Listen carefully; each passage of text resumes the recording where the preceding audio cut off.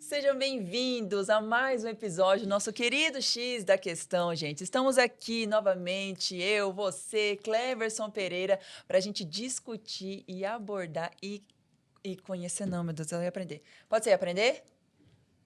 Pode ser, mas vamos do começo da sua fala, assim, a vinheta, pode ser? Tá bom. Pode ser. Perdão. 1, 2, 3 e... Pode? Tá bom. Tá. Sejam muito bem-vindos a mais um episódio do nosso querido X da Questão. Ô, Janho, não vai não. Ela tá emocionada, ela tá emocionada. Ela tá emocionada. Tô nervosa, acho que eu tô nervosa, Cleverson. Tá Ai, emocionada. deixa eu sair, eu não quero não. Faz tempo que eu não engasgo assim, hein? Vai. Relaxa, bebe uma água. 1, 2... 3, 2, 1. Sejam muito bem-vindos a mais um episódio do nosso querido X da Questão. Estamos você, eu e Cleverson Pereira prontos para discutir e receber o nosso convidado de hoje para aprender muito. E antes do Cleverson apresentar nosso convidado, eu vou fazer o quê? Você já sabe o que eu vou te falar, né? Se você ainda não é inscrito no nosso canal, gente, se inscreva, aperta aqui o sininho, porque a cada novo episódio, vibra aí no seu celular que tem um novo episódio de X da Questão e aí você não perde, encaminha, assiste e fica por dentro dos conhecimentos, das novidades que a gente tem por aqui. E, gente, vou falar uma coisa para vocês, tá? Eu só vou dar um spoiler aqui. Cleverson, você sabe que esses assuntos, assim, eu fico nervosa, mas também fico muito ansiosa para aprender, porque hoje a galera da cripto vai surtar com o nosso convidado. Verdade, pessoal, olha só. Esse nosso convidado, há um bom tempo a gente tenta marcar agenda com ele, mas o homem é praticamente um workaholics, né? Muito requisitado em palestras, principalmente eventos envolvendo o tema criptoativos. Eu, particularmente, tenho uma admiração muito grande pela didática que ele usa para poder levar informação mais clara para o público que é leigo e quem está aprendendo também. Quem tem uma boa noção hoje, escuta muito esse convidado, porque ele deixa claro nas explicações dele o funcionamento, que é o mais importante para quebrar alguns paradigmas desse mercado. E olha só a chamada do histórico dele. Ele tem mais de 20 anos de experiência no mercado, no ramo de tecnologia, é CEO da Ocus. Esse nosso grande convidado é analista de blockchain. Ele também criou uma holding de inteligência em criptomoedas, ele vai explicar um pouco daqui. E olha que bacana, conversando ali com ele, a gente descobriu que ele era professor do Cefet no Rio de Janeiro, portanto, largou uma carreira pública para ser esse grande empresário, né? Empreendedor no mercado de criptoativos também. E hoje nós temos a honra de receber aqui no X da Questão, Rafael Castanheira. Uhul! Seja bem-vindo, Rafa! Muito obrigado pelo convite, pessoal. É um prazer estar aqui com vocês. Prazer é nosso e já vamos começar desmistificando alguns termos aí. Bora, Rafa? Vamos que vamos.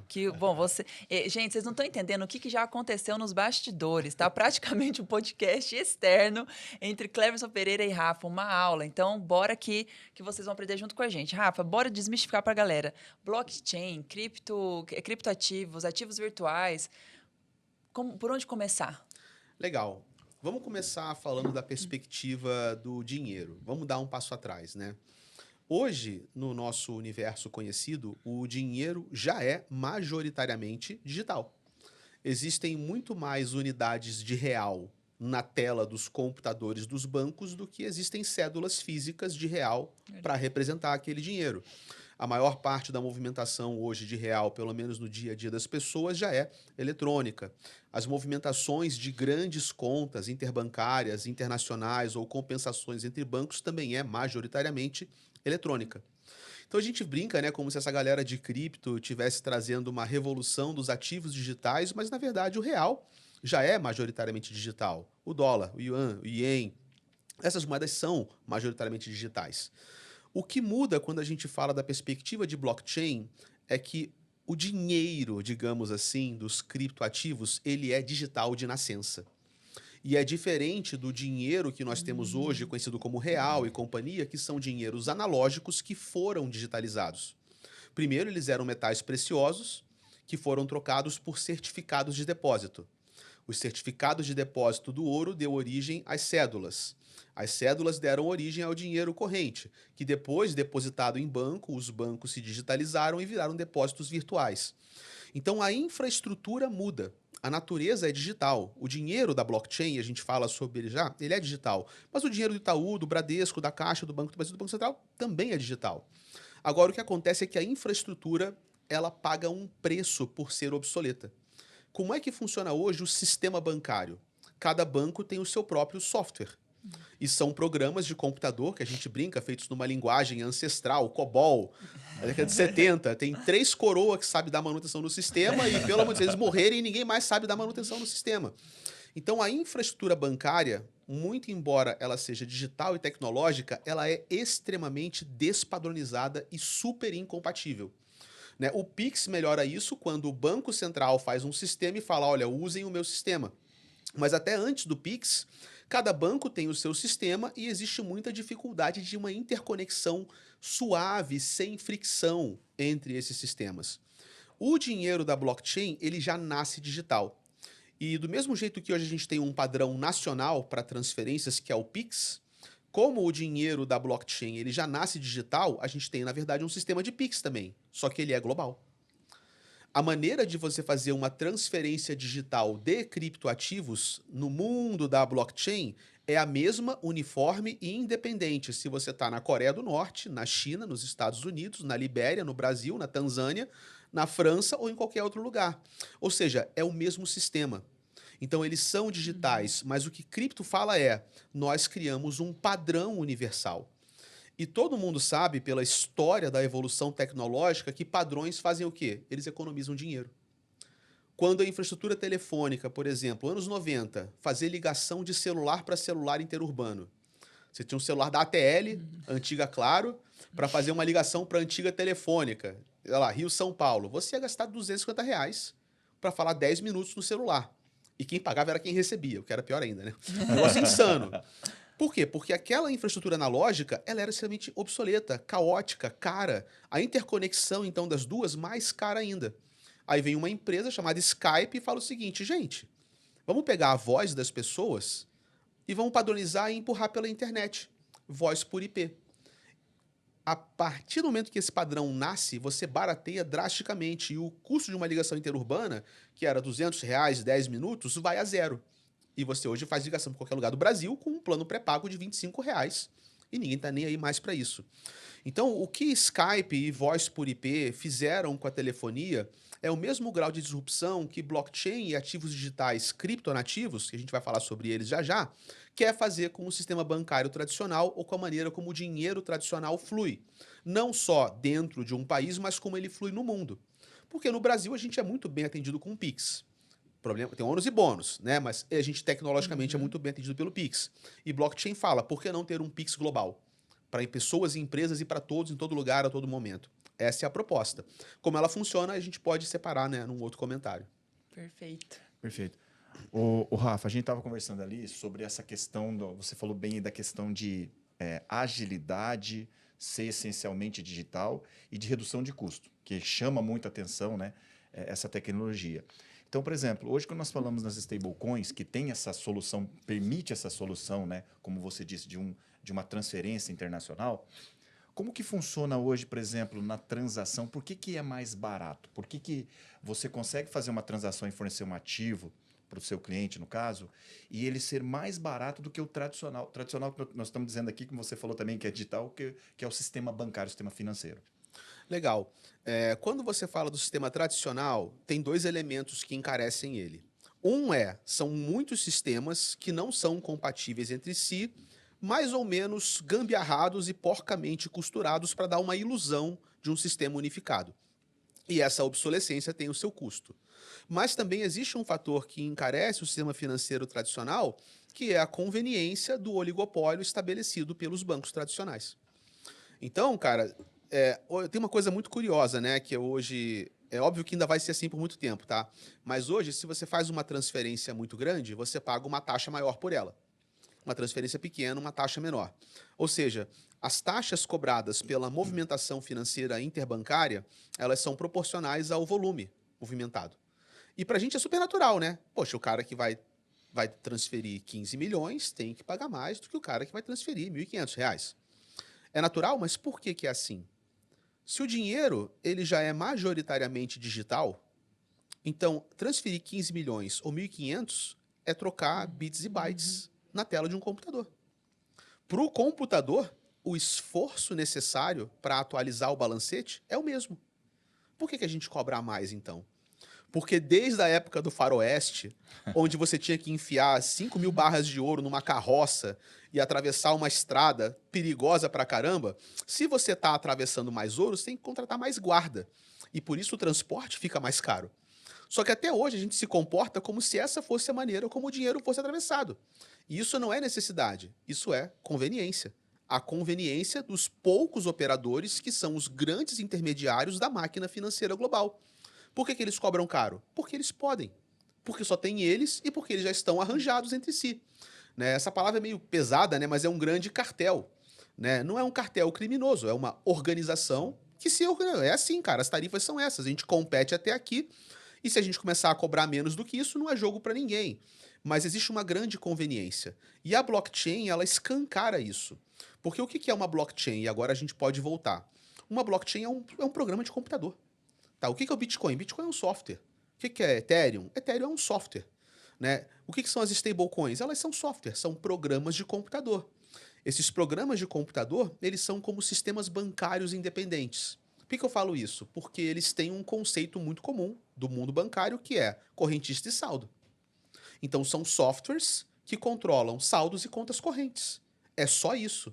Só que eles operam isso numa infraestrutura que é descentralizada, ou seja, ao invés de ser o data center do Banco do Brasil, são centenas de milhares de computadores espalhados por todos os 5 continentes, todos eles fornecendo o poder computacional para esse sistema bancário funcionar de forma independente 24/7. E nenhum desses operadores tem um acesso administrativo para talvez corromper, fraudar, trocar alguma coisa de lugar. Mas, em última instância, uma blockchain ela é um sistema bancário, porque ela controla correntistas e saldos e ela opera transferências. E no ponto de vista de uma blockchain, quando você faz uma transferência nesse sistema bancário paralelo, ele não te cobra pelo valor transacionado. Ele te cobra pelo esforço computacional necessário para realizar aquela operação.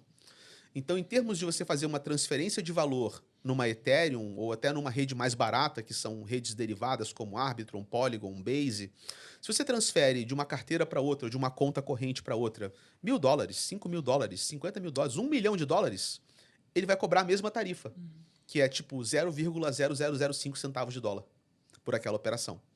Então, ele escancara muito isso. Se tudo é digital, não tem por que cobrar tão caro. O que justifica uma cobrança proporcional ao valor? Aí é quando existem contrapartes que assumem o risco da operação. Aí sim, essa operação tem um hedge cambial, essa operação tem um seguro, essa operação tem um intermediário que vai fazer uma arbitragem para decidir se o dinheiro vai ou volta, se um contrato foi ou não foi cumprido. Existe alguém que se responsabiliza pela entrega dessa remessa no outro lado? Aí sim, como esses atores tomam risco na operação, e o risco deles é proporcional ao montante da operação, justifica-se tarifas que são condizentes com o tamanho da operação. Mas na base, a liquidação da operação, ela já existe hoje nesse universo de blockchain a custo zero. Porque fração de centavo para quem vai transferir $1 milhão é irrisório. Né? É nada. Não existe custo, entendeu? Perfeito. Perfeito. Me ajuda. Me ajuda. Vamos falar dos dados. Falar dos dados. Dados desse mercado que ele falou, acho que é interessante. Que é o que ele falou ali? Que ele falou que vai mostrar? Exatamente. Porque, Gabriel assim, que se vira depois, tô nem aí. Não, porque assim, ó, o que é bacana do que o Rafa falou, você viu que ficou bem claro a gente entender que dentro do universo da blockchain, esse desenho digamos, de transação, então você faz 15 mil, é a mesma coisa de você fazer 15 milhões. Sim. Então, muitas pessoas estão enxergando isso, né, Rafa? As pessoas estão olhando para a blockchain de uma maneira que eu posso fazer a transação e pagar menos. E rápido, né? Isso rápido também. E uma coisa legal que eu acho bacana você falar, Rafa, ali fora no bastidor, você falou para mim que você não existe na sua atividade diferença nenhuma em relação aos bancos. Você também faz a parte de compliance, avalia contratos, o que vai pagar, enfim. Então, acho que isso é legal também você falar. Porque muitas pessoas, principalmente o nosso público, eles olham assim, tá? Eles têm o desenho do cripto muito na questão assim, mas isso aí é uma atividade paralela, isso aí não está... Né, eles não fazem ali o que os bancos fazem, por exemplo. Isso é legal. Que não é verdade. Então são 2 desdobramentos naturais. O primeiro é, Casta, você acabou de me explicar que existe um sistema bancário paralelo, que nem os bancos não são donos desse sistema bancário, ele roda de forma independente e que ele pode ser usado a uma fração do custo do sistema bancário tradicional. As duas perguntas que vêm primeiro, isso é seguro? Ou seja, ir para esse negócio é tão seguro quanto operar com o meu banco tradicional? Essa é a primeira pergunta. E a segunda é, como que eu uso? Então são as duas perguntas que vêm. Como é que eu uso esse novo sistema bancário e ele é ou não é seguro? Quanto à segurança, cara, a única maneira de você provar a segurança do sistema financeiro é o teste do tempo. Então, todo sistema financeiro, ele é um sistema de confiança. E confiança você conquista com o tempo, e com volume, e com métricas. Então, para bater essa questão, eu sempre gosto de trazer os dados, estou até com o celular aberto aqui, os dados de acompanhamento da Visa. A Visa acompanha esse mercado, que é o mercado das stablecoins. Só um disclaimer, né? Quando a gente fala de stablecoins, a gente fala de dólar com blockchain. Então esquece tipo Bitcoin, né? Ah, investi, meu dinheiro subiu, desceu, vou ficar rico. Eu não estou falando de investimento. Eu estou falando de tecnologia de blockchain com dólar. Perfeito. É um sistema bancário dolarizado paralelo, tá? Então, esse sistema bancário dolarizado paralelo, que não envolve investimentos, Bitcoin nem risco, a Visa acompanha esse mercado há 6 anos, desde 2019. E eu vou falar alguns números desse mercado. Desde 2019 até hoje, quantos dólares foram movimentados nesse sistema bancário paralelo? Chuta um número. Chuta qualquer número na sua cabeça. Chutou? Não precisa falar não, só Tá bom, chuta. tá. São 280 trilhões de dólares. Caraca. Com T, velho. Com T. Com T. Trilhões. Caraca. Esse sistema já movimentou 280 trilhões de dólares até hoje. Número total. Quanto tempo, Rafa? 6 anos. 6 anos. 6 anos. 280 tri. Outro número interessante. Quantas transações esse sistema já liquidou?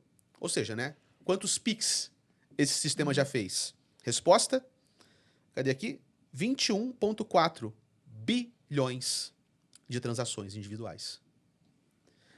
Todas elas devidamente registradas, devidamente liquidadas, devidamente auditáveis, verificáveis, rastreáveis e nem um centavo sequer foi colocado no lugar errado em todo esse tempo de operação. Por quê? Porque ninguém pode ir lá e trocar os dados, como o administrador de um banco pode fazer. Os bancos, cara, quando eles se perdem do caminho do bem, a gente sabe que eles cometem fraude. E muitos têm históricos enormes, onde foram punidos, confessaram seus crimes e pagaram suas multas e se ajustaram. Mas por que eles podem fazer isso? Porque o extrato de um banco é literalmente um livro onde alguém tem uma caneta. E quando é do momento que acontece alguma irregularidade, existem poderes para o banco fraudar o seu próprio balanço. Porque é um Excel, no final das contas, e alguém tem uma conta de administrador que pode trocar, pode macetar, pode mover os números. Nesse universo, isso é impossível. Por quê? Porque não existe um canetudo para trocar as coisas de lugar. São centenas de milhares de computadores espalhados em todo o mundo, trabalhando de forma pseudonônima. Então, esse sistema, ele não tem alguém que vai abrir e falar, nossa, agora tem 5 mil aqui, agora tem 1 milhão ali. Não, não tem. Ou o dinheiro está, ou o dinheiro não está. Então, a gente está falando de uma operação de 6 anos, que nunca saiu do ar, não tem 1 segundo de indisponibilidade, porque ela é super variada, ela acontece em vários caminhos simultâneos. Ela liquidou quase 300 trilhões de dólares em 6 anos, em mais de 20 bilhões de transações. E isso está escalando, porque o último ano foi o maior. Vamos falar só do ano passado. Nos últimos 12 meses, foram 52 trilhões de dólares movimentados. Caramba. Em um ano, 52 tri. E foram 11 bilhões de transações. Então, metade das transações que eu te falei ocorreram no ano passado. E do volume de 200, aí 1/4 ocorreu no último ano. Esse mercado está subindo muito. Quer ver um outro dado interessante? Quantos dólares existem nesse sistema bancário paralelo? Você tem uma métrica muito interessante, que é a métrica de quantos dólares existem na economia norte-americana. Então, pega os Estados Unidos. Cara, quantos dólares existem circulando nos Estados Unidos, na economia local norte-americana? É uma pergunta interessante, né? E tem um número para isso. O número é 21, 22, 20 trilhões de dólares. De 20 a 22, fica oscilando, né? Mas aproximadamente 20 trilhões de dólares circulam na economia norte-americana. Quantos dólares circulam nessa economia paralela do mundo da blockchain? 200 bilhões de dólares, aproximadamente. 200 ou 300? Acho que é 200. Deve ser uns 200 bi. Ou seja, 1%. Só que a estimativa é que essas stablecoins elas aumentem de valor até 3 trilhões ou 2 trilhões em 2030. Onde esse mundo bancário paralelo já vai representar, de 1%, vai representar 10% de toda a economia consolidada da história norte-americana, cujo dólar verdinho do Benjamin Franklin lá nasce em 1913, cara. Então isso é uma revolução bancária silenciosa, né? Se isso não te dá confiança para operar, talvez você só tenha que esperar mais alguns anos. De repente, quando ela tiver 1 quatrilhão de dólares movimentados, aí você se sinta seguro o suficiente, né? Quando tiver 500 bilhões de transações liquidadas, você se sinta seguro o suficiente. Mas o fato é que, em termos tecnológicos, eu confio 1000 vezes mais nesse sistema do que mandar uma transação via SWIFT, que vai passar por 5, 6 bancos que eu não posso auditar, que eu não tenho um site para acompanhar onde é que tá, quando é que parou, na mão de quem tá, quando some ninguém sabe, aí demora e é caro. Você fala, cara, tu prefere mandar dinheiro via SWIFT ou via blockchain? 1000 vezes blockchain, mas 1000 vezes. É claro, porque eu já estou ambientado e porque eu conheço esses números. Os números são ótimos, a operação é sólida, mas há um desconhecimento muito grande. Verdade. Aí que entra a próxima pergunta. Como é que eu uso? Então, você hoje não pode simplesmente abrir uma empresa no Brasil e uma empresa nos Estados Unidos e as duas entrarem na blockchain e começarem a arremessar dinheiro de um lado para o outro. Porque isso seria o equivalente a vocês atravessarem malotes de dinheiro não rastreado entre si. Pegar dinheiro, colocar na cueca, colocar na mala e levar no avião de um lado para o outro. Do mesmo jeito que você não pode sair pegando dinheiro vivo e barra de ouro e levando de lá para cá, você também não pode pegar a blockchain e sair arremessando dinheiro de um lado para o outro. Porque existem regras para transferências internacionais. Existe uma regulação. E hoje, quando você faz operações com bancos, você tem a certeza de que os bancos estão obedecendo essa regulação. E, portanto, a sua movimentação financeira ela não vai configurar evasão de divisas, né, evasão fiscal, nenhum tipo de crime, lavagem de dinheiro, nada disso. Então, uma empresa que quer operar de forma regulada, ela não quer só atravessar o dinheiro rápido e barato. Ela quer ter a segurança legal de que a movimentação financeira dela é legítima e de que ninguém vai preso e de que ninguém vai tomar multa por essa movimentação financeira. E a blockchain, por si só, ela não oferece nenhuma dessas garantias. Porque ela é um banco que todo mundo usa ao mesmo tempo e o dinheiro vai sem nenhuma barreira.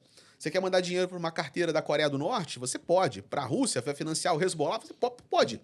Então, como é que a gente faz para empresas que querem atuar de forma regulada se valerem desses benefícios tecnológicos e dessa segurança, mas dentro do enquadramento regulatório? Aí entram empresas como a minha, como a Oxus Finance.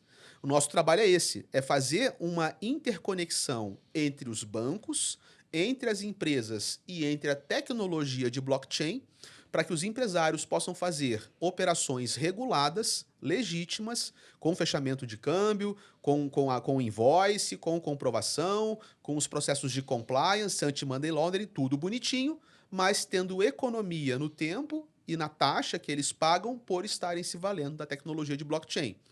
Claro, mais fácil falar do que fazer, né? Nós somos uma startup, tem coisas que a gente consegue fazer, tem coisas que a gente está descobrindo e pesquisando, até porque a própria regulação ainda está chegando. Exatamente. Então tem coisas que assim, Casta, qual que é a maneira certa de fazer um fechamento de câmbio e um desembaraço aduaneiro com stablecoins?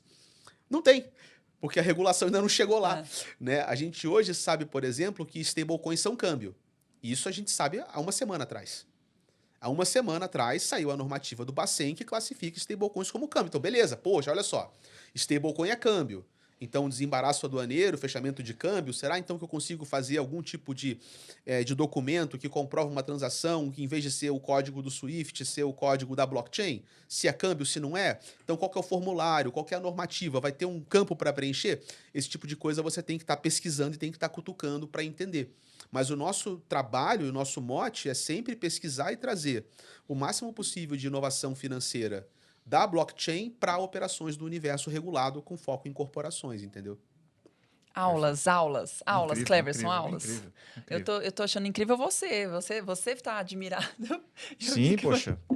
E eu aqui, Como eu ó. falei, né? Como eu falei pra você, a didática do É Rafa é incrível, incrível. é incrível, é incrível. Explicação clara. É, casta. Ó, Casta, vou chamar de É casta, na Ah, casta, fica à verdade. vontade, o pessoal chama como quiser. Ô, Casta, agora vamos falar que o meu amigo Cleverson Pereira me ajudou, me deu uma cola, eu não vou mentir. Ah, Vamos falar do Bitcoin. Quais são as soluções de investimento que ele está proporcionando hoje para o mercado? show. O Bitcoin, ele é encarado de muitas formas por muitas pessoas. Para alguns, o Bitcoin é uma bolha, para outros, ele é um investimento, para outros, ele é uma reserva de valor ou algo parecido com o ouro. Né? Então, o papel do Bitcoin no mundo ainda não é 100% claro. Ele é um ativo sujeito a muita especulação, mas é uma especulação onde ele se valoriza bastante ao longo do tempo, embasado por uma tese de que tem algum valor ali e que o mundo ainda vai perceber claramente esse valor, e aqueles que apostam primeiro nisso apostam bem. Isso é um bom resumo do Bitcoin hoje em dia. Ele pode ser uma bolha? Pode ser uma bolha. Ele pode ser um ativo hiperinflacionado, onde a gente começa a negociar ele cada vez mais caro, na expectativa de que ele vire cada vez mais caro, e isso caracteriza uma bolha. A gente tem suspeitas de, sei lá, se as ações de IA são uma bolha, se as ações de empresas quânticas são uma bolha, e aí é simplesmente um ativo que as pessoas criam muitas expectativas para a supervalorização desse ativo, e ele chega a um ponto onde ele satura, a bolha estoura e ele vai procurar um valor mais próximo da realidade. Eu acho que ele é uma bolha no estado atual? Não. Por que eu não acho que o Bitcoin ainda não caracteriza uma bolha? Porque se você compara o papel que é esperado dele com o papel que ele tem hoje, está muito distante ainda. Se a gente encara o Bitcoin como ouro digital, que é a minha tese predominante hoje, é a tese do Larry Fink, da BlackRock, né, dos fundos de ETF e tal, né, do dinheiro institucional. Se o Bitcoin é uma espécie de ouro digital, então a gente tem que comparar qual é o tamanho do Bitcoin e qual é o tamanho do ouro. Primeira comparação lógica que você faz. E aqui entra um conceito chamado de capitalização de mercado. O que é a capitalização de mercado? Em termos leigos, é o quanto vale todos os bitcoins do mundo. Né? Se eu tenho um ativo que eu sei o quanto um dele vale e eu sei quantos existem, é só multiplicar um pelo outro. Se eu tenho 10 canetas e cada caneta vale R$1, a capitalização de mercado é R$10. É o valor das canetas somados. No Bitcoin é assim. Então, qual é a capitalização de mercado do Bitcoin? Ela oscila em torno de 2 tri. Aí, como o Bitcoin caiu e voltou, eu teria que abrir para ver, mas ela fica em torno de 2 tri. Qual é a capitalização de mercado do ouro? É 20. 20 trilhões, também variando para cima ou para baixo. Então, o Bitcoin hoje, ele é 10 vezes menor que o ouro. E se a perspectiva é que ele seja um ouro digital e que essa tese possa ser abraçada por empresas, por bancos centrais, por bancos comerciais, por indivíduos de grande riqueza e pelo varejo como um todo, então ele tem um bom caminho para percorrer onde ele poderia morder um pedaço do ouro. Só que se ele é uma reserva de valor, também tem outros mercados de reserva de valor que ele também poderia morder. Então a gente está falando de um mercado que é centotrilionário e que o Bitcoin tem 2 trilhões desse potencial inteiro. Então, o potencial do Bitcoin como reserva de valor ainda é muito pouco explorado. Muito embora ele tenha se valorizado tremendamente desde que ele nasceu. A menor cotação registrada do Bitcoin é de 0,00008 centavos de dólar. 4 zeros seguidos. E daí ele foi para 100 mil, 80 mil, 90 mil dólares. Né? É absurdo. É uma valorização catastroficamente impensável, assim. Ficaram multimilionários e multimilionários por causa disso. Então é assustador. Mas comparado ao papel que ele pode ter no mundo e o tamanho dessa economia global, ainda é muito pequeno. Então eu considero que ele é um ativo que hoje se comporta como uma possível reserva de valor para o futuro e no presente ele é uma aposta. E uma aposta não necessariamente é algo ruim, né? O pessoal do mercado financeiro adora, por exemplo, hedge fund. O que é a tradução? O que é hedge? Tradução de hedge. Hedge é aposta.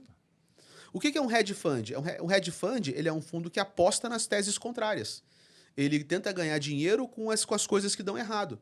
Então, o Bitcoin, ele para mim é uma tese de hedge. É uma aposta. Contra o quê? Contra as fragilidades do sistema monetário tradicional. Contra as fragilidades que eu costumo falar da base euro-dólar, que é a base de um dinheiro, de um banco central, sempre expansionista, dinheiro que é infinitamente expandido, inflação descontrolada, perda de controle fiscal monetário, que é o que a gente está vendo acontecer desde os anos 70. quando o dinheiro foi tornado fiduciário, né? A gente arrancou o lastro do dólar para o ouro e entramos numa era de insanidade macroeconômica. A gente vive há 50 e poucos anos num grande período de experimentação de insanidade macroeconômica, que eu traduzo como as fragilidades da base eurodólar. E o Bitcoin entra o quê? Ele é como uma aposta contra esse cenário. E como toda aposta, ela pode ou não se pagar. Entendeu? Então, apesar de eu gostar de Bitcoin, eu não sou que nem aqueles caras que vai colocar o Bitcoin no altar, acender uma vela e vai rezar, né? Caraca, Bitcoin, a solução, a salvação, a palavra, o caminho, a verdade e a vida. Não, calma, né, velho? Bitcoin não é religião. Para alguns é, né? Mas para mim, Bitcoin, ele é um ativo. E esse ativo tem um papel incerto. E a melhor maneira de enquadrar ele no meu portfólio é... eu coloco o Bitcoin no meu portfólio porque eu estou apostando em determinado grau contra a base monetária euro-dólar e a maneira como o dinheiro funciona hoje. Legal, é o que a gente sempre fala, né? Respeitar o teu perfil de risco, conhecer também o perfil do produto, o risco do produto. Mas, assim, é legal que você falou do Bitcoin, o Casta, e eu queria só fazer um complemento. Você coloca hoje proporção em relação ao ouro, ele ainda está pequeno, mas assim, você não acredita que, em virtude de tudo que aconteceu, vamos pegar os últimos 3 anos, né? Governo se posicionando em Bitcoin, a BlackRock, como você falou, criando um ETF, né? Lá nos Estados Unidos, há um ano atrás, um ano e meio atrás. E a gente vê também bancos, né? Grandes instituições procurando. Então, esse movimento de grandes instituições, de governos, você não acredita que coloca realmente, digamos, lógico que tem um tempo, como você falou, tem um futuro pela frente, mas que ele tem um fundamento para conquistar esse caminho? Sim, eu considero que aquele período do Bitcoin vai a zero, que esse período ficou para trás de nós. Tá? A última vez que eu vi o termômetro do mercado ter medo da inexistência do Bitcoin, ou seja, o medo de que o Bitcoin pode colapsar, ir a zero e morrer. A última vez que eu vi esse medo contaminar o mercado foi em 2021, quando a China baniu os mineradores do seu território. Né, o Bitcoin, como um software, é operado por centenas de milhares de computadores ao redor do mundo, e em 21, 70% a 80% desses computadores estavam onde? Na China. Na China. Entendeu? Porque lá estava com energia mais barata, o hardware é fabricado lá, então era onde era mais barato montar essa operação. E aí a China baniu essa turma. Falou, ninguém mais pode operar Bitcoin aqui. Operar a infraestrutura do Bitcoin, né? Então muita gente falou, cara, 70% a 80% dos operadores de hardware e software do Bitcoin estão na China. O que vai acontecer? Vai desligar o Bitcoin? Ele vai ficar inseguro? Ele vai cair? Ele vai ficar indisponível? Então deu muito medo de que isso seria o fim do Bitcoin. E quando essa notícia foi dada, ele inclusive corrigiu 50% em poucos dias, né? Ele perdeu 50% de valor. Fez um buraco no gráfico, né? Tava quase nos 70 mil e foi lá para os 30 e pouco, né? Foi uma derrapada. Eu lembro. Aí, cara, o que os caras fizeram? Pegaram o hardware, atravessaram para o Cazaquistão ou para o Texas, ligaram tudo de novo e vida que segue. E depois disso, né, a gente passou o bear market de 22, e aí, finalmente, depois que o Larry Fink e a BlackRock abrem a boca para falar que Bitcoin é ouro digital, dali eu acho que é o seguinte, cara, existe um lugar para o Bitcoin no mundo. E esse lugar significa que ele tem que valer mais que 90 mil, que 100 mil, 30 mil? Não sei. Eu não estou falando que esse lugar no mundo quer dizer que ele tem que valer mais ou menos o que ele vale hoje. Mas esse lugar no mundo diz para mim que esse negócio não vale zero. Perfeito. Entendeu? Eu tendo a acreditar que ele vai valer mais. Eu acho muito mais provável que o Bitcoin hoje esteja subprecificado do que superprecificado. Acho muito mais provável. Mas eu não tenho como saber. Porque a gente não sabe qual é o encaixe que ele vai ter no mundo. Agora, que ele tem um encaixe, ele tem. Como você falou, ele está sendo alvo de objeto, né, de demanda dos bancos centrais. A gente tem um problema hoje, alguns problemas que o Bitcoin parece atacar. O primeiro deles é o seguinte, grandes riquezas, ou pelo menos, vamos botar, os bancos, eles têm que ter reservas estratégicas para períodos de crise.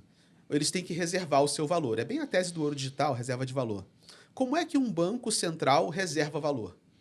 Ele pode estocar a própria moeda? Puta, pode, mas e se ela desvalorizar? Exato, verdade. Né? Então, o que ele vai fazer? A maioria dos bancos até hoje tem um combo, que é dívida norte-americana e ouro. Então, eles têm uma proporção de T-bills, né, dívida norte-americana, no seu estoque, e tem ouro. E para alguns bancos, o Bitcoin está começando a aparecer uma terceira alternativa. Então, em vez de ter uma cesta dupla, eu posso ter uma cesta tripla. Um combinado de Bitcoin, ouro e dívida norte-americana. E os próximos 4 a 5 anos vão ser definitivos para a gente ver o quanto que essa tese emplaca. Primeiro, para ver se bancos centrais vão ou não colocar o Bitcoin como um terceiro elemento da lista. A gente vê que tem muita paquera, muita pesquisa sobre isso, mas poucos números ainda que comprovam essa virada. E se entrar, com quanto vai entrar? Vai ser tipo 30, 30, 40, tipo 40, 40, 20, qual que vai ser a proporção, né? Mas mesmo se fosse uma proporção pequena, cara, já seria uma demanda que o preço de hoje não vai dar conta dessa demanda. Vai ter que ter muita compra para fazer a demanda virar. Isso seria bom para o Bitcoin. E um fenômeno interessante e que vai naquela tese da fragilidade da base euro-dólar, no ano passado, a gente teve uma virada histórica, onde diversos bancos centrais ao redor do mundo, pela primeira vez, começaram a ter, na dupla, dívida norte-americana ouro, mais ouro que dívida norte-americana. Isso sinaliza uma tendência global de fuga do risco dólar, velho. Hoje, o mundo discute abertamente o risco dólar. E, cara, risco dólar parece que nem faria sentido, né? Juntar essas duas palavras numa única sentença. Risco dólar, mas o dólar não tem risco. Né? O dólar é a grande moeda, é a moeda definitiva, é a moeda global. Mas hoje existe uma ampla discussão global sobre desdolarização, risco dólar, fragilidade macroeconômica norte-americana. E isso se reflete com a China, desovando dívida norte-americana, vendendo e estocando ouro. E vários bancos centrais ao redor do mundo fazendo movimentos muito parecidos. Então, hoje, o ouro já está virando um ativo muito mais atrativo para a reserva global do que dívida norte-americana. Por quê? Porque eles não param de fazer dívida. E tudo aquilo que é abundante é menos valorizado. Para que eu vou acumular dívida norte-americana se esses caras geram dívida em cima de dívida e essa parada está ficando abundante, está ficando barata? Eu vou estocar aquilo que é escasso e que tem demanda, que é o ouro, que eu não posso sair imprimindo ouro por aí, entendeu? E o Bitcoin ele pode se enquadrar ali como uma mistura. Isso seria para o Bitcoin fantástico e um avanço muito grande nesse combo, reserva de valor e hedge contra a base euro-dólar. Essa semana até foi divulgado lá um senador republicano dos Estados Unidos, você viu lá a Bitcoin Act, eu não lembro o nome lá, Bitcoin Act, que vai ser uma lei, um novo projeto de lei, né? Que eles vão proporcionar para o cidadão norte-americano pagar os impostos usando a moeda, usando o ativo digital, né? O Bitcoin. Demonstrando assim que o movimento nos Estados Unidos, às vezes você entra nesse debate, você fica pensando, mas por que eles estão querendo receber, reservar também? Aí tem alguns pensadores, né, já fala, economista fala, ó, os Estados Unidos já está preocupando, como você falou, né, a tríplice reserva ali. Ele já está preocupando no braço ouro e no braço Bitcoin, né, porque ele está vendo... Aí as pessoas falam, pô, será que o dólar, né, está desvalorizando tanto que ele não está confiando também em reservar a moeda dele? Então gera uma situação de debate mesmo, né, que eu vejo. O Li, só me permite fazer uma outra pergunta aqui, antes que eu me esqueça, que eu acho muito importante. O Rafa tem o Casta, né? O Casta tem esse... Ele tem esse conhecimento legal. Eu queria só uma opinião tua. Você é um grande conhecedor e a gente estava conversando aqui. O Casta, onde ele vai, pessoal, principalmente em evento cripto, ele é celebridade, né? Ele é celebridade. E é legal, assim, o público que está vindo para esse mercado, entendendo esse mercado, eles escutaram o debate dos projetos de lei dentro deste mercado, lá no passado, com a Lei 14.478, enfim.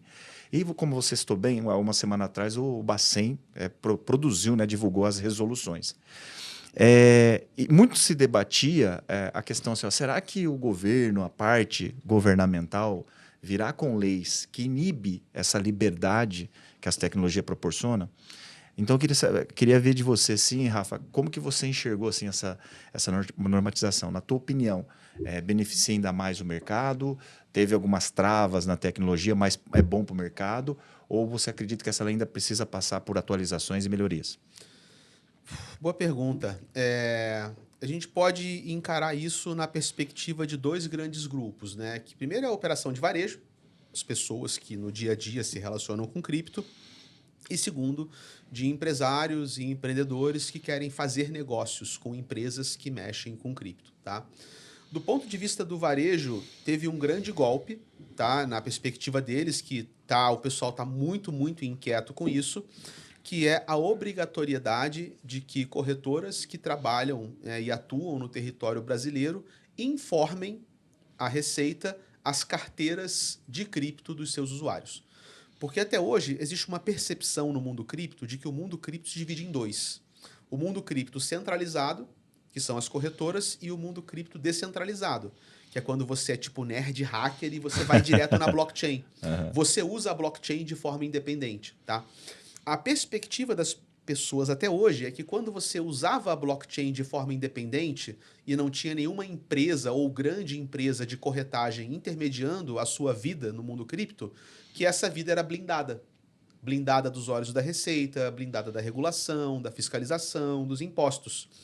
E essa normativa fala o seguinte, que as corretoras elas têm que informar tudo o que elas sabem sobre a sua vida na blockchain. Inclusive operações que você faça sozinho na blockchain. E as pessoas tentam ter vidas puramente na blockchain, mas elas passam pelas corretoras, então existem rastros. E o resultado vai ficar muito mais difícil você esconder da Receita as suas criptomoedas. Vai ter muito menos privacidade para as pessoas que vieram para um universo que prometia privacidade, prometia blindagem, e isso agora, essas paredes estão ruindo e essa privacidade está sendo ameaçada. E as pessoas ficaram muito, muito preocupadas com isso. É legal? Não é legal. É gostoso? Não é. Todo mundo quer ter um lugar para esconder o seu dinheiro, porra. Todo mundo quer. Quem que não quer? Um cofrinho mágico onde você coloca o seu dinheiro e ninguém te enche o saco. Todo mundo quer. Agora, dá para viver num mundo desse para sempre? Não. Então, para mim, cara, era inevitável. Era uma questão de tempo até que isso acontecesse. E eu tenho uma filosofia onde, se uma coisa é inevitável, não adianta você ficar discutindo se ela é feia ou se ela é bonita. Porque ela é inevitável. Inevitável ela é. Então, pouco importa se eu acho bonito, se eu acho feio, se eu vou ficar reclamando, se eu vou ficar batendo palma. Vai acontecer. E isso tinha que acontecer. Era inevitável que isso acontecesse. A questão é o que isso significa na prática. Se isso é feito para cobrar imposto e o imposto é abusivo, aí vão haver consequências por isso. Essas consequências ela vêm da relação entre o governo e a massa. Então, quanto mais o governo usa esse aparato tecnológico e essa capacidade de supervigilância para explorar e espremer as pessoas, mais elas vão obedecer ou se revoltar. E as consequências desse trato vêm como tudo, cara. Vem como o confisco da era Collor, que aconteceu e não tinha nem blockchain. Tinha mau orelhão na rua e confiscou a poupança de todo mundo, cara. Então, não é uma questão assim, para mim, meu Deus, era natural que isso fosse acontecer. Agora o que nós vamos fazer em relação a isso? Quem nunca declarou nada, tá lascado. Quem já vem declarando alguma coisa, tem uma janela para se arrumar. Quem já vinha declarando tudo, tá tranquilo. Então, cada um de nós vai ter que aprender a lidar com isso. É uma coisa que ninguém queria que acontecesse, mas que ia acontecer inevitavelmente. Então, não vou nem condenar nem bater palma. Inevitável era. É só uma questão de tempo. A outra que eu posso comentar mais um pouco é da parte de empreendedorismo.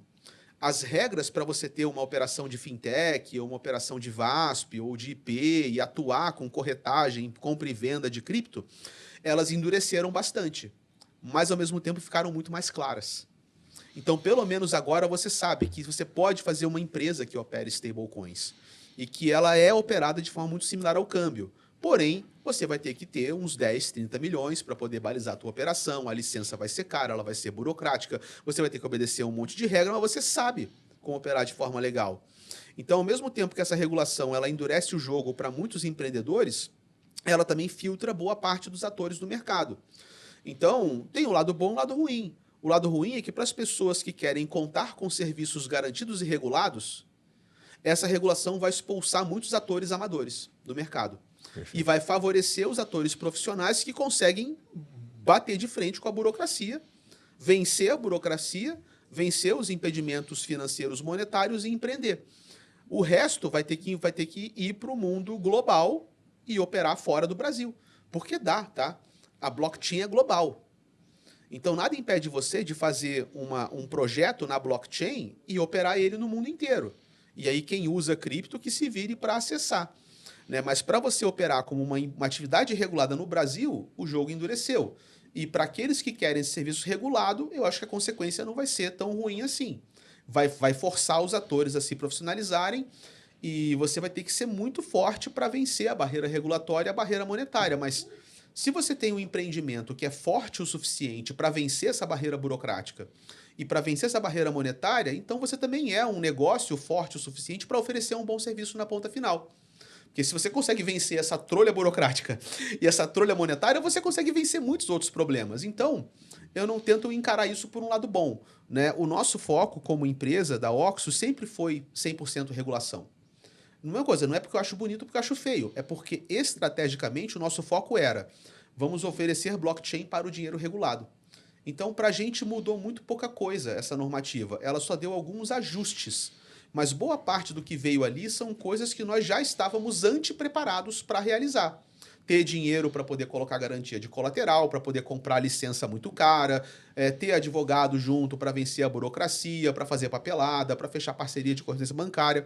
Estava preparado para tudo isso, porque a gente já sabia que era mais ou menos isso que estava chegando, entendeu? Perfeito. A Oxo agora, nessa nova...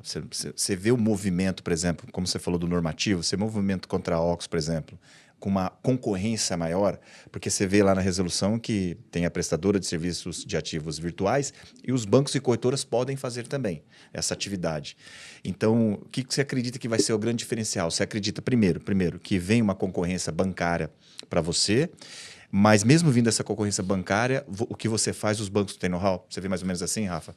O cenário competitivo, mesmo tirando os atores amadores, ainda é um cenário competitivo muito duro. Tá? Se eu falasse apenas de eu vou ajudar a empresa a mover dinheiro do banco A para o banco B, esse é um business super sangrento. Né? A gente tem inúmeras fintechs, inúmeras startups, inúmeros bancos, todos batalhando nesse setor.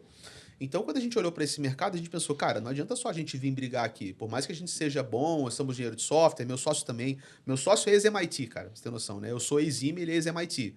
Então, dois cracudos do software, da tech, né? Tech bro, tech guy, vamos lá, dominar o mundo. Muito bonito, Silicon Valley, mas, cara, a realidade é que o mercado financeiro ele é ultra competitivo. Então, a gente não adianta só ter capacidade tecnológica, a gente tem que ter um diferencial claro. E nosso diferencial foi, eu não vou focar em infraestrutura. A infraestrutura já existe. São APIs, são bancos, eu posso fazer parceria com o banco. Perfeito. Para que eu vou virar um banco e tomar um Pix se eu posso fazer uma parceria com um banco e ele toma o Pix com ele dá a mordida dele e eu termino a operação? Dá para fazer. O nosso foco é interoperação e conveniência. Então, hoje existem operadores que mexem com cripto no mundo inteiro.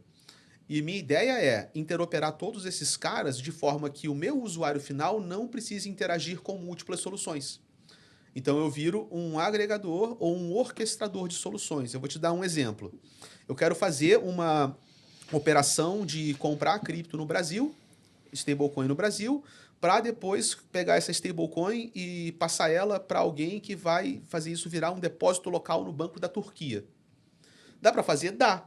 Só que você tem que conhecer primeiro uma empresa que atua no Brasil, que pode tomar o seu Pix em parceria com um banco, para depois esse Pix tomado, esse Pix vai num OTC e esse real compra stablecoin na OTC, que é o mercado atrás do balcão. Essa stablecoin comprada no mercado OTC vai para a sua carteira na blockchain. Dessa carteira na blockchain, ela pode ou não ser a moeda certa na rede certa, então você tem que fazer uma conversão de rede de moeda para você achar um parceiro que tem licença de correspondência bancária na Turquia, para dar o dinheiro para esse cara em cripto, para esse cara falar com um banco parceiro dele para fazer um depósito local na Turquia. Você fazer tudo isso na mão, cara, para um cara que exporta mármore, velho, é impossível. O cara não vai conseguir. Então o que eu faço? Eu interopero todos esses atores por software e eu uso uma inteligência para automatizar todos esses passos com um único clique do usuário na ponta final. Então, enquanto o mercado compete por esses trilhos e pontes e eficiência, eu vou apenas interconectando os melhores e oferecendo conveniência para o usuário na ponta final. Mas esse cara, por exemplo, está fazendo uma remessa que é para pagar um funcionário. Então, ele tem que fazer uma política de informar na transação o motivo. Beleza, eu consigo gerar o invoice para ele, que é o recibo do funcionário, justificar o pagamento, o serviço, pego o contrato que foi firmado entre a empresa e o funcionário, empacoto tudo isso eletronicamente e automaticamente junto isso na transação e empurro isso para todos os atores envolvidos para fechar todo o compliance da transação com um único clique do cliente.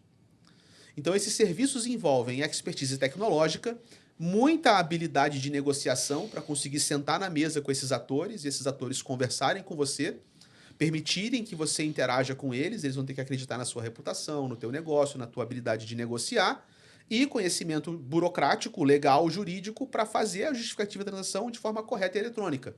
E aqui sim eu me diferencio, porque que eu saiba, não vejo nenhum outro player do mercado que esteja mirando esse universo conhecido.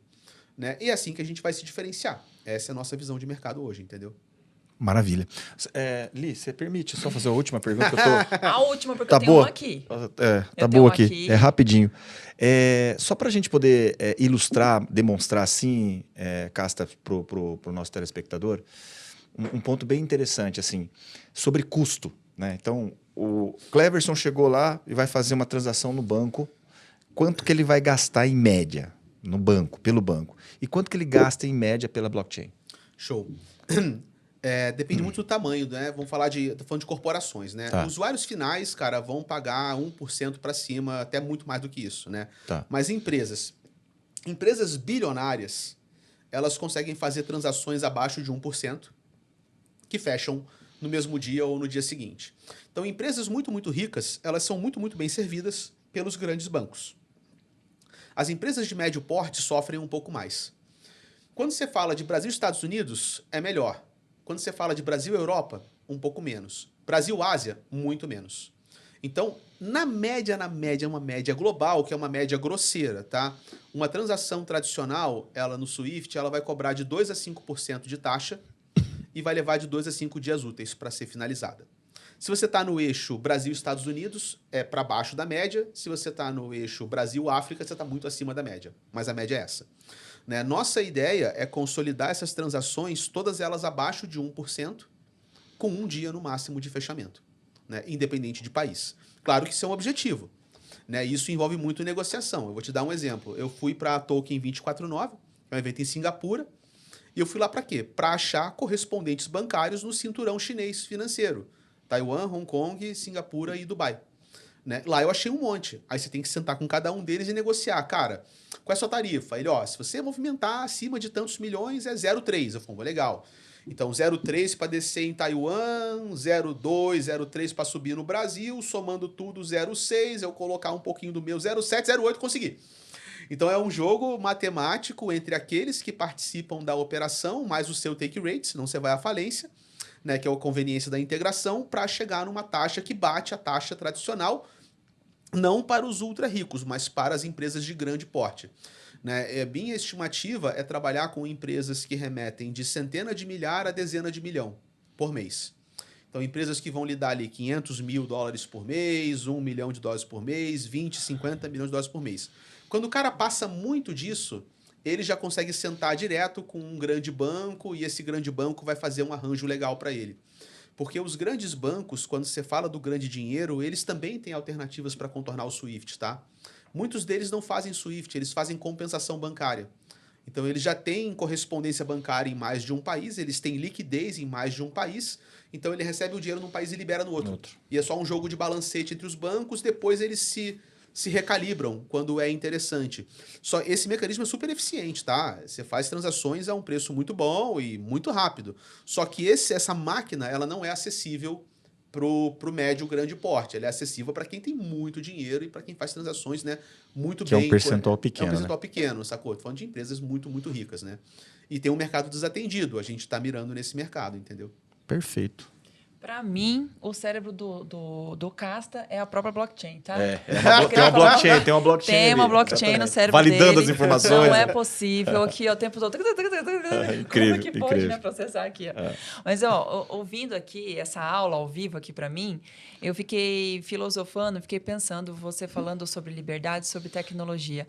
Afinal de contas, do que se trata as criptomoedas? Mais sobre tecnologia ou mais sobre liberdade? Diante do mercado, né, do sistema que a gente tem hoje. Boa, né? Boa. Eu sou conhecido como filósofo, não sei se você sabia disso. No mundo do varejo, o pessoal me considera filósofo, né? Porque eu faço muitas abordagens filosóficas sobre isso, que agora eu estou empreendendo bastante, né? Mas em termos filosóficos, que é uma boa pergunta, de onde é que vem o criptoativo, né?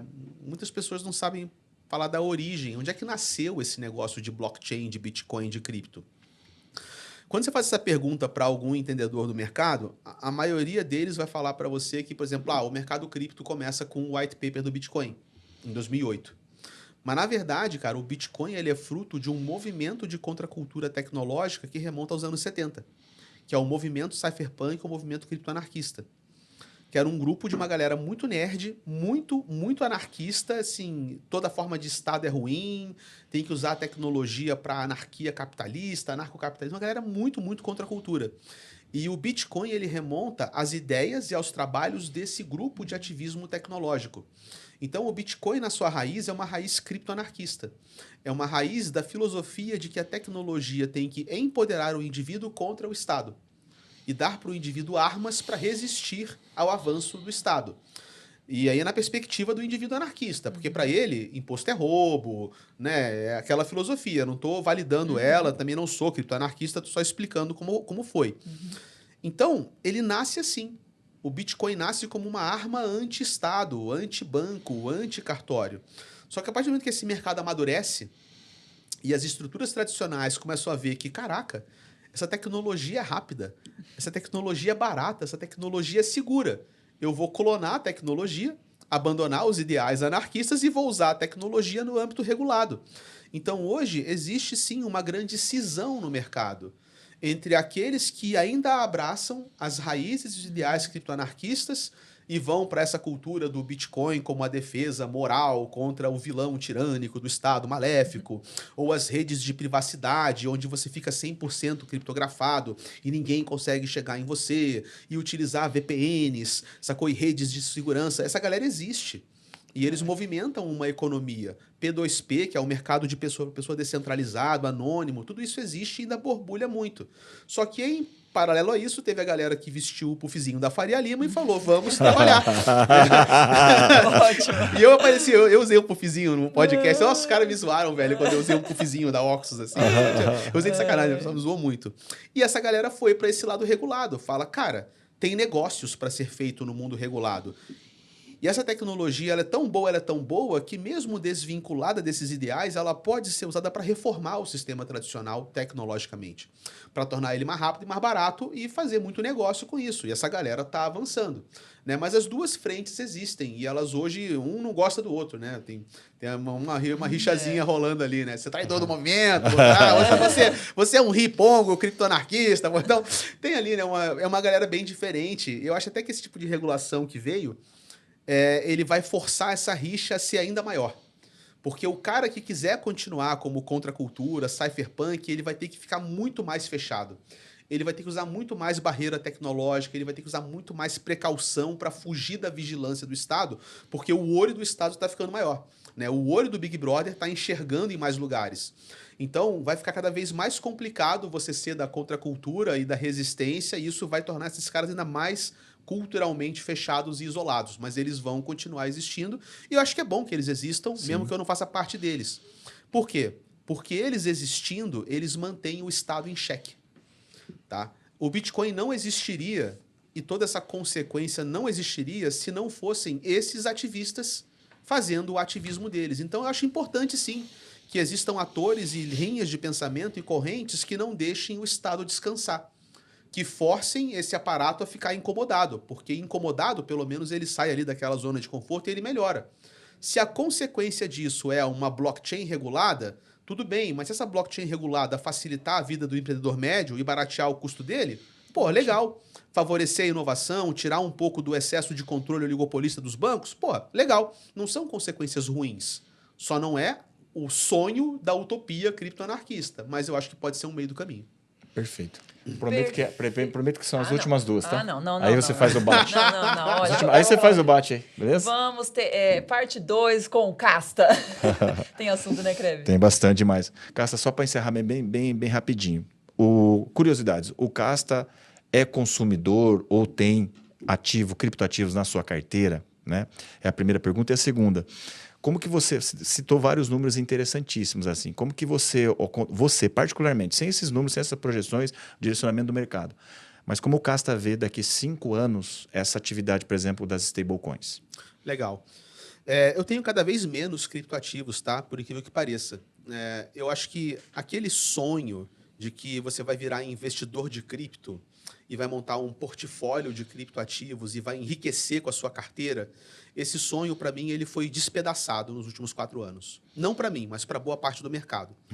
Né? Não houve um grande enriquecimento para os apostadores de criptomoedas, tá? Especialmente aquelas que são fora o Bitcoin, né? São as que têm maior risco e, portanto, maior percepção de assimetria risco-retorno. Né? E eu acho que realmente não faz sentido mais. A gente tem um mundo que é tão fácil criar criptomoeda que os caras criam cripto todo dia. Chuta um número, quantas criptomoedas tira o Bitcoin e tira as stablecoins? Então, tira o Bitcoin e tira o dólar, tá? Quantos ativos digitais existem hoje no mundo cripto? Pensa num número. 52 milhões. Nossa. Cara, com qual que eu vou comprar, meu irmão?